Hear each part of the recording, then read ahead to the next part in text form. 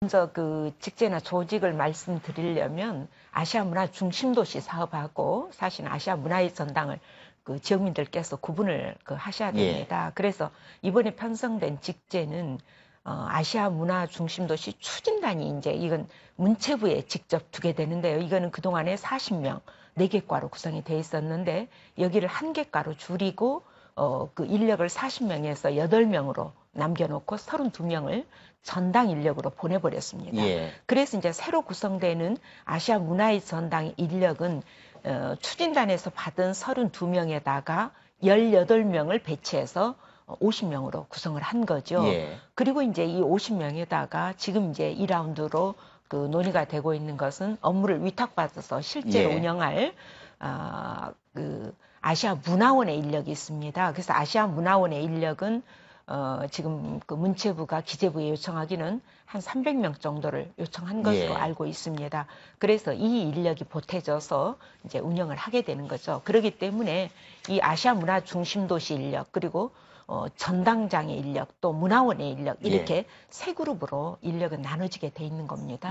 그런데 이제 저희가 볼 때 전당의 인력이 이제 올해 개원을 하게 되는데 이 개원 인력을 처음에는 한 100명 정도 저희가 예상을 했습니다. 그렇게 문체부에서도 요구를 했고 그런데 이 인력이 절반으로 뚝 잘라서 정말 배정이 됐기 때문에 여러 가지 아쉬움이 있습니다. 특히 이제 제가 볼 때는 이 아시아 문화의 그 전당이 결국은 국제기구 쪽으로 방향이 나가져야 되는데 그러기 위해서는 지금 그 설립되어 있는 조직 이외에 국제교류과가 필요합니다.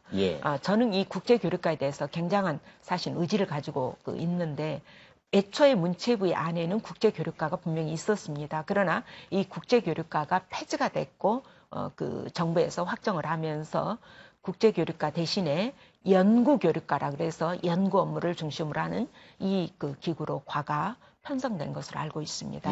그래서 이제 그 점에 상당한 아쉬움이 있고 다만 이번에 전당장의 직급과 관련해서는 원래 나급으로 이제 통상적으로 2급이라고 할 수 있죠. 그런데 가급으로 상향 조정이 된 부분은 그나마 긍정적인 부분이라고 할 수 있죠. 아닌데 지금 이제 말씀하신 200명이라는 것은 뭐냐면 이제 정규직을 200명 요청을 했고요. 100명은 이제 문화원의 성격상 여러 가지 프로젝트가 그 진행이 됩니다. 그렇기 때문에 그 정규직보다는 맞은 전임 그 임기제라고 그래서 일종의 우리가 흔히 생각하는 계약직과 같이 프로젝트 베이스로 운영되는 분들이죠. 그렇기 때문에 제가 300명을 포함을 해서 300명이라는 말씀을 드린 거고요. 또 이제 그 공무원은 50명 배정되지만 실제 전당에 밑에 실무적인 또 일을 하는 그 뭐 청소도 해야 되고 뭐 여러 가지 그 뭐 기계적인 일도 해야 되고요. 이런 용역 업무가 또 있습니다. 그건 또 그대로 한 200명 배치가 되어질 겁니다. 그렇기 때문에 이제 단순 비교를 1200명이냐 몇 명이냐 이렇게 좀 보기는 어려운 부분이 있습니다. 역할들이 각기 다르기 때문에요. 그건 이제 용역 베이스로 이렇게 또 구성을 하게 될 것으로 생각합니다. 인력 문제가 지금 저희도 뭐 그 이유는 뭐 저희가 정확히 알 수는 없고요. 결국은 정부의 아시아 문화 중심도시 사업에 대한 의지라고 봐야 되겠죠. 그래서 이제 저는 아까부터 계속 그 추진단의 인력을 줄인 것에 대해서도 굉장히 문제 제기를 합니다. 장관은 이제 이 문제가 컨텐츠 진 산업실로 넣기 때문에 컨텐츠 산업실 전체가 함께 공조하게 될 거다. 이렇게 이제 저한테 설명을 하고 있고요. 다만 이제 전당과 관련해서는 지금 50명 인력으로 일단 우선 배치했지만 저희가 이제 이번에 정부에게 질의서를 보냈어요. 공식적으로 이 전당 인력을 가지고 운영할 수 있겠느냐라는 이제 문제 제기도 그 중에 하나가 들어있는데 그 답변을 보게 되면 뭐라고 돼 있느냐면 앞으로 이 운영을 하면서 부족한 인력에 대해서는 또 추가적으로 하겠다라는 이제 얘기를 하고 있습니다.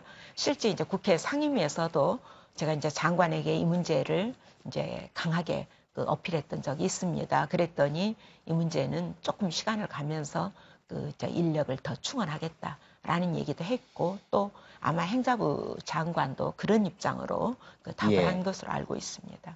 이렇게 이제 정부 조직이 이제 시행령으로 이렇게 줄어들어서 된 데는 그 직전에 이제 박근혜 대통령이 국무회의 석상에서 이 아시아 문화 전당과 관련된 법에 대한 언급이 있었지 않습니까? 그렇습니다. 그래서 그 대통령의 국무회의 6.25 이제 저희는 뭐 전쟁이었다. 뭐 그렇게 말하는데 대통령께서 그날 정말 저희는 뜬금없다라는 표현을 쓸 수밖에 없는데 뜬금없이 아시아 문화 중심 도시 그리고 아트법에 대해서 마치 그 여야가 뭐 어떤 협상에서 전략적으로 그냥 정략적인 선물이다 이렇게 그 인식을 하고 계세요. 그러다 예. 보니까 제가 그 뒤에 정말 문체부 장관과 행안부 장관을 만나면서 이제 여러 가지 노력들을 해봤는데 굉장히 경직돼 있습니다. 대통령의 그 말씀 이후로는 뭐 첫째 장관들부터 만나려고 하지를 않아요. 지금은 좀 그 때가 아닙니다. 예. 좀 다음에 그 만나십시다. 이런 정도로 굉장히 정부 조직이 굳어 있는 것이 예. 그 사실이고요. 그러다 보니까 이 조직에 그 제대로 된 인력을 저는 배치 못 받았다라고 하는 그런 생각은 가지고 있습니다. 예. 그 말씀에 이제 다 대체로 공감을 합니다. 저희 뭐 노력도 부족했고 그랬는데 정치권 그 어떻게 했냐 뭐 이 비판도 저희 다 받아야 된다라고 생각을 합니다. 그러나 또 동시에 뭐가 있느냐면 제가 이 법을 통과시킬 때 정말 많은 새누리당 의원들이 당신이 그렇게 지역에 그렇게 5조 4천억 되는 사업 가져가면 우리는 어쩌란 말이냐 하고 저한테 전부 다 그 비판을 그 했었고요. 그러면서 또 SNS 상에서는 최근에 박근혜 대통령 발언 이후에 이것을 아문법 이렇게 이제 우리가 약자를 부르지 않습니까? 예. 또 아특법, 아특법. 이렇게 부르는데 아문법이 박혜자 원이 낸 이 아문법이 사실은 아시아 문화궁전법인데요 하면서 정말 오도된 SNS. 예, 궁전, 무슨 궁전인지 저도 깜짝 놀랐습니다만, 이런 얘기, 또 이게 뭐 좌익과 또 뭐 소위 뭐 김대중 대통령의 뭐 유적을 뭐 거기에다가 전시하는 것이 이런 식으로 폄하를 하고 예. 끌어내리고 하는 겁니다. 그러니까 또 이 문제를요, 제가 정말 들고 일어나서 매번 그 하는 데 대해서 저도 부담이 있어. 왜 있느냐면, 아이, 그게 왜 당신이 자꾸 하느냐. 너 말은 광주 것이 아니라 대한민국 것이라고 말하지 않느냐. 또 대한민국 것이냐. 그게 아시아 전체 허브이다. 그러면 왜 아시아 전체 허브고 또 대한민국 것이라면서 왜 그 말을 박혜자 의원만 그걸 가지고 떠드느냐.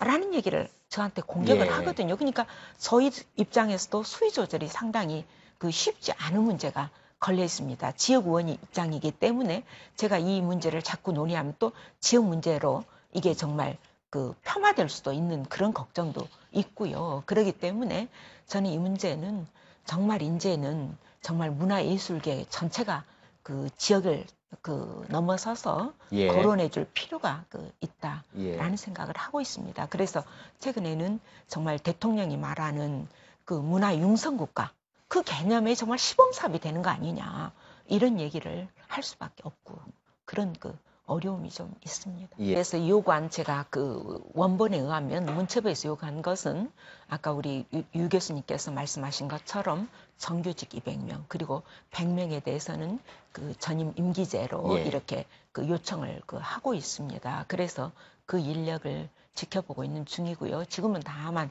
그 실무적인 차원에서 진행이 기재부하고 이루어지고 있습니다. 왜냐하면 이 인력을 얼마를 받느냐가 내년에 이제 온이 그 운영비를 편성을 해야 되거든요. 예. 아까 운영비를 우리가 잠정 800억이라고 이제 대통령이 지적을 했기 때문에 그러는데 얼마가 될지 모르는 겁니다. 예. 왜냐하면 인력을 얼마를 우리가 책정하느냐에 따라서 다르고요. 그래서 이제 제가 제일 고민했던 것이 법을 그 만들 때 이 재정 문제였습니다. 그래서 제가 어떤 위험 부담을 무릅쓰고도 국가기관으로 일단 방어를 했어야 되고 솔직히 말하면 그 다음에 재정 문제를 넣을 때 이 업무를 문화원에 위탁을 줄 경우를 포함을 해서 경상비, 운영비, 예. 사업비 이러한 항목을 다 넣었어요. 그래서 이런 거는 정부가 말하자면 안정적으로 운영이 될 수 있도록 보장하도록 이 조항을 넣는 게 사실은 저로서는 제일 힘들었던 일입니다. 그리고 그것이 어느 정도 그 보장이 되어 있고요. 그래서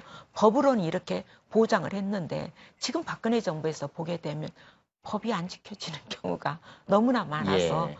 또 올해 아마 내년 처음에 그 첫 해 예산을 확보하는데 굉장한 사실은 싸움을 거쳐야 되리라고 생각을 하고 있습니다. 예.